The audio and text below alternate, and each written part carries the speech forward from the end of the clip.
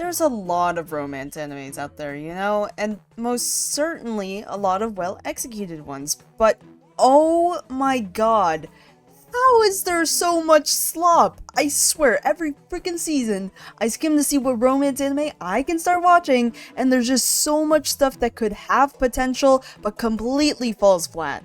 Or some that just never had any to begin with, and have an extremely basic plot, but terrible character design, and we're just gonna give it the green light anyways, because people want some random hot guy to fall for. Now I know personally, I've consumed a lot more bad than good anime, and I didn't even realize this recently until I looked back at all the romance anime openings I was reviewing, which you should totally watch, and whew, my god, I really need to make better choices. I'll enjoy a basic plot as long as the characters are good, but oh god, a lot of the time I just start and I like can't drop it because I've invested too much time into it. It's like, man, what is it? One recent example of this would be I Want to Escape from Princess Lessons.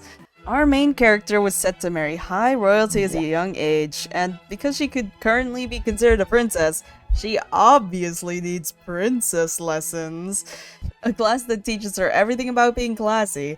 However, she doesn't like having to do them, and it takes away her freedom. You know, also the fact that they were just a pain, so obviously she doesn't want to do them anymore. I get it, girl. And you know, in order to stop having these lessons, she wanted to end her contractual marriage and live life how she wanted to.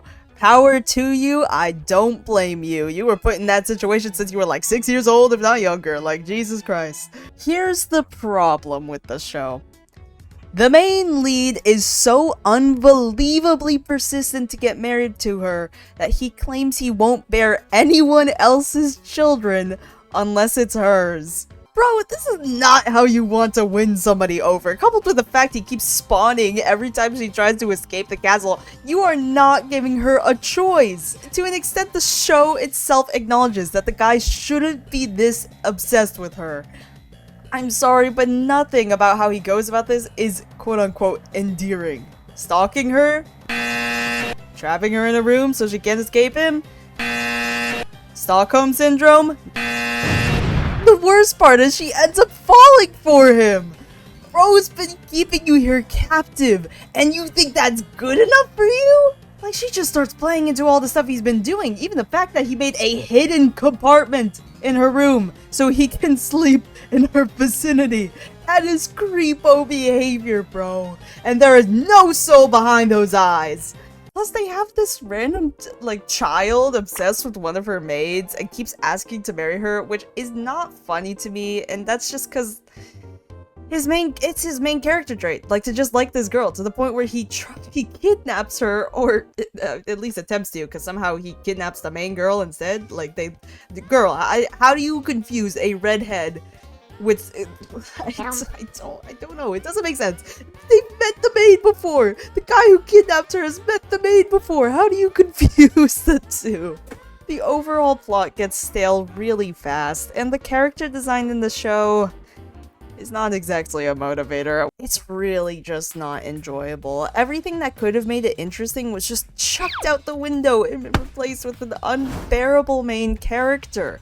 And the whole cast is unbearable. Like, every single person just wants them to get together. One of them actually makes sense because they was like, a fiance would have been with him, and then she had to start doing the princess lessons, and then she didn't like the princess lessons, but that's part of the job. You gotta be classy if you're part of royalty. Like, don't sign up for it then. I don't know what else to tell you. Alright, next up on my list, we have an extremely unpopular magical girl kid show. And before you judge me for this, I watched this when I was in elementary school, so it's justifiable, man, okay? But the whole point is that these elementary girls are given some magical power that turns them into adults or teenagers, something like that. I don't know, which, you know, sounds questionable on its own, but we're introduced to this like hamster looking thing, which actually turns out to just be a guy, I guess, a clearly much older guy than the main character. You know, what really makes that bad is that the show goes out of their way to emphasize that Ari, our main character, had previously changed in front of him while he was a hamster, without knowing that he was a man. If you don't already see the problem forming here, yeah, it's just really uncomfortable. The way they have this elementary kid eventually fall in love with this dude who's clearly much older than her. But I can't imagine someone like you having any worries. Of course I do. I'm only human too, Ari. No, you're not. Because you're too handsome to belong to this. I don't remember everything, and I don't want to bother having to rewatch the entire show, but I believe she ended up liking this blonde dude named Trump. Ironic, I know, and thought that he ended up saving her at one point with mouth to mouth, which, yes, they used that to further romanticize our near-death situation of drowning. Woohoo. The crazy part is, it wasn't even Trump who saved her, it was the hamster dude, but she just woke up in Trump's arms and proceeded to consider her first kiss. Doki Doki. I'm assuming based on that they are trying to set up a love triangle, but both of the guys are at least 16 if not older. They can't be younger than that, let's be honest. The whole show in general is about them fighting off depression. That's literally the whole like concept of the magical girls, but why do they need to be adults to fight off like people's depression? And why is it specifically only like elementary school students that are dealing with this? If they like are adults, you know, like if they're turning into adults, at least let them like deal with adult problems. I don't know. It's just weird. It's just really weird. Like there's no reason for it to be there. Let's be honest. Also, not that it's not possible to have these thoughts at a young age. I mean, I actually relate to like especially the weight loss one and some other ones, which is a whole nother can of worms. But not a lot of young children are really looking at life this way. Like really young children. We're thinking really young children. It could make sense if they were a bit older, like, I don't know, maybe middle school. Yeah, I can see that a bit more, but heck, I didn't really have a care. I didn't really have a care in the world in elementary. Those quote-unquote voices of theirs would just be me saying something super stupid. Ooh, ooh wah wah, ooh wah, ooh wah wah taku taku, ciao. Ooh wah wah wah, ooh wah wah, Chikawa. The whole episode starts off with the main girl frustrated that she might have gained weight, but she's a literal twig. Also, you're growing, you're gonna gain weight, that's just how it works. And then they spend the entire episode focused on a chubby girl who thinks she has to be skinny for people to think she's pretty. Now, the whole reason she's so self-conscious about this is because there's a guy she wanted to confess to in her class. But I'll leave it up to you guys. What do you think ended up happening? A. Confesses to him. B. Ends up learning to love her own body. C. Goes on a diet and loses the weight for her own benefit. D. Gives up on dieting because he moves away. E. If you guessed D, then you're correct. The only good reason she saw to go on a diet wasn't for herself, but to attract a guy. God, I hate this show. I know that was supposedly the voices telling her to do that or whatever, but there isn't an impact at the ending, and the lesson seems outright forced. Honestly, it felt like the writers were more convinced that the only reason a girl could want to lose weight is for a guy. This is more of an actual real-life stigma, though, than it just being the anime's problem, but this episode is just outright terrible. I mean, this whole show is just poorly written, and the fact they use elementary students and have the main girl gush over guys way older than her, like, why? Who greenlits this stuff? As you can tell, it's very justifiable why I hate this show, and we really didn't need it to be made. It's literally like the studio's only attempt at making something different from regular children's TV, and it absolutely flopped. This next show, however, I know a lot of people like it, but holy cow, did this feel like the biggest time waster ever. You're telling me that I watched 24 episodes, that's 24 weeks of waiting for it to be aired, just to see one girl get cucked? Blue Box. I had heard so much hype for this show on YouTube especially, and from an animation standpoint, I could thoroughly see why someone would recommend it. The visuals are absolutely stunning, and the openings are really well done, but once again, we're stuck with a loser protagonist. To sum it up, Chinatsu stays at Taiki's house because she wants to play basketball and make it to nationals, which she wouldn't be able to do if she moved alongside her parents. Taiki has actually had a crush on her before she even really knew of his existence, but they get closer because, I mean, they're literally living together, of course they're gonna interact with each other more. But there's another girl, who's Taiki's best friend, Hina. Hina confesses that she likes Taiki, and bro's conflicted, cause Hina's nice, but he still likes Chinatsu. Chinatsu also starts falling for Taiki, because of course she does, but never actually shows any interest in him. Like, if I were in Taiki's shoes, I would have thought she wasn't interested, and just move on. Bro, it's fine to like someone, but Chinatsu literally did like nothing for you. It's all like internalized semi in her head, and we still don't even like hear it most of the time as the viewer. In fact, she originally wanted to distance herself from Taiki, but bro sees Hina being an easy person to talk to, comforting, relatable, and just thinks she's chopped liver! We probably see more instances of those two getting along than Taiki with Chinatsu. Like, she's definitely taking up more screen time than her at this point, I feel like. She was genuinely such a compassionate character. Like, I'm actually upset, as if she's a real person. I think the kicker really is how Taiki put his foot down with, and I quote, "Even then, it won't change who I like." If you're so certain you like Chinatsu, why haven't you told her that yet? Like, you've spent more time twiddling your thumbs thinking about the implications of Hina liking you that you never considered to do anything with your actual feelings. This just means that they want to stretch out the story even longer and make it much more complicated than it needs to be, because, haha, drama. Hina being there does have an impact, and I think it's ruined the dynamic between Taiki and Chinatsu.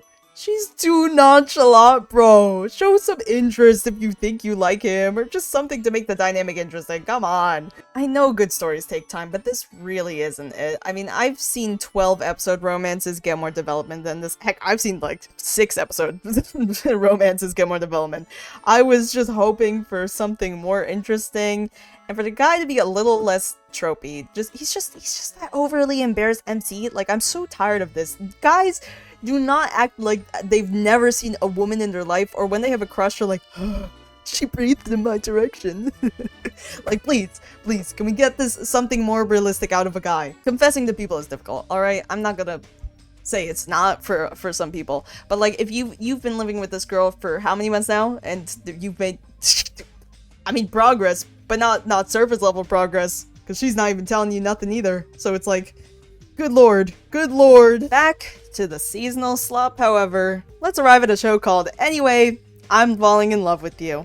And we start off seeing our main character working as an editor for her client's manga. Soon after, she has flashbacks of her own experiences in high school and how she took those refreshing moments for granted back then. Switches between her current self and how she ended up versus the life she lived back then, which sounds kind of interesting until you see that the longer the story progresses, the more they use this to edge us on who she's actually gotten with. We're shown 4 childhood friends, and at the start there's one clear obvious choice. I mean, he literally just goes up and says he likes her and is the most involved in the story. But for some gosh darn reason, the other childhood friends, who seemed like they were the least bit interested in her, one by one start admitting that they have a crush on her, at least to themselves, which is just so stupid, because if one of them originally had a crush on his teacher, so you think that he'd just revolve around that, could be a side plot, and I mean, honestly, crazy one than that if they did get together, also illegal. But all of a sudden, that's like just not a plot point anymore, because the teacher just comes out and says like, at the end of the day, I know you don't really like me. Are you really that much of a coward, covering up your feelings for Mizuho by pretending to like me? It's kind of sad, to be honest. Just like confess, dude, it's not that hard. And this other guy is just a tsundere who keeps calling her stupid, who has like this unspoken rivalry with Purple Guy. He knows that Purple Guy confesses to Mizuho, and he's like in his head, sorry bro, but I'ma bag that. And he's straight up unconsensually kisses her without any warning. みずほの顔が見たい。もう部屋に戻ったし大丈夫だよ。なんだキズキ、近くにいたの？大丈夫だって。シン、どうしたの？気づき。ごめん。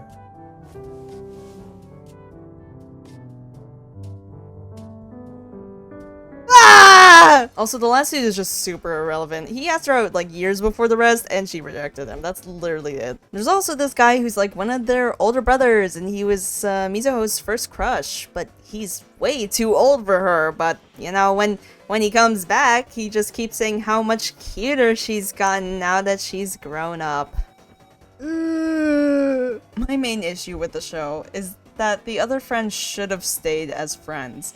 There was absolutely no reason to make them all like her, especially when they showed absolutely no signs of liking her in the beginning.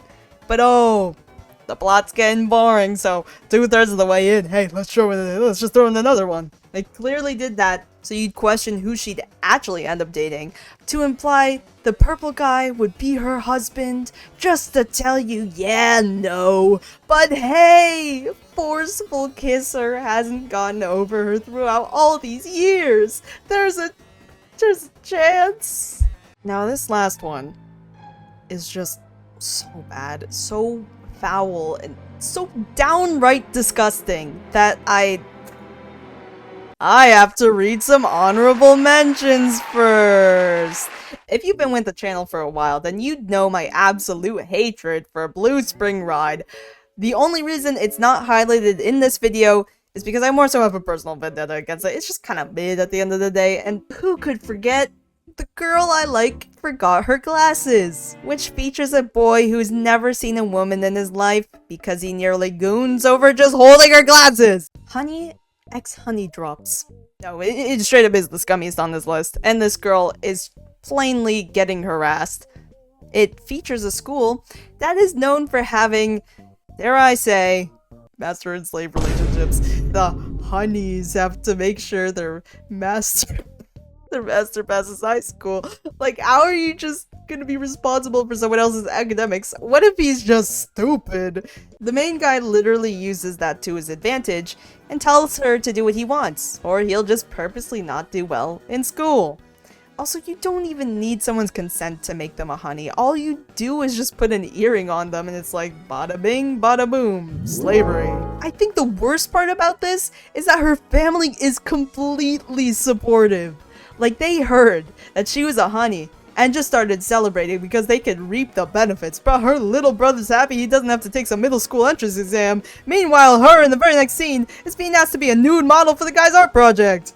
And all of that happens within the first 10 minutes! Plus, the girl wants to be rebellious, but it's clear they want to make her actually like the guy. So, she's just crazy blushing after he does any sort of basic human decency for her. You know, as all women, you know, we're all just so desperate, aren't we? Oh! Then after, they just start bawling on the court and are like, hey, whichever honey does the worst is getting kicked out of here, I guess. So, obviously, Kai does the logical answer and fakes a headache to go to the infirmary with her and feel her up. What? Mind you, all of this is on YouTube? I literally would not have found it otherwise. Question once again, who greenlits this?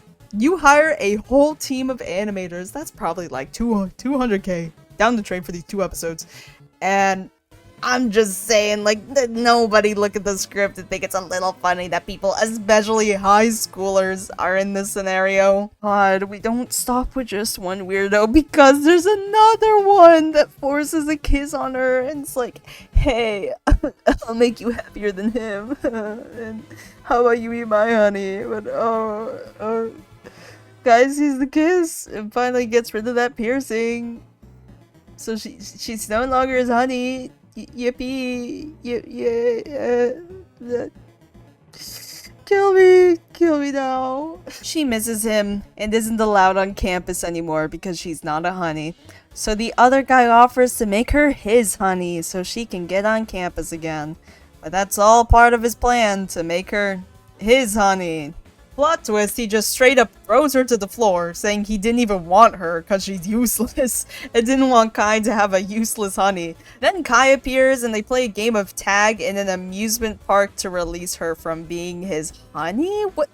Where did this plot come from? What is going on? Oh, they just got into a car crash. She falls off okay, how did she even get here? Kai catches her and they make out! Yay! Yay! Yay! 911? Yay! I think Cheezy's having a stroke. Yay! But what are you talking about? What do you mean this is an Applebee's? I dialed 911. Who is able to buy this domain? Listen here, you're making me go into my Deku. You better redirect me to the police right now, or I swear, I will shove this one for all so far up here. Did I go back to the show to jog my memory? Yes. Do I regret it? Yes. Do people in the comments find it hot? Also yes. In my opinion, the hate I have for these shows is relatively justified. I mean, you can argue about Blue Box, it just wasn't for me, and the question throughout all of this is, why were these allowed to air? Especially Honey X Honey Drops, that's not even trying to be subtle about anything, and actually wanted the audience to like them getting together? But I mean, if you want to watch something actually good, I'd recommend something like Skip and Loafer, one of my personal favorite fluffy slice of life animes, Sunken Rhea, because it has a really unique plot. It shows how someone can grieve and go through conflict in a way I've certainly never seen before. Or something simple but fun like Watsukoi. But please just don't end up watching anything on this list. Thanks for watching, I guess, guys. Yep.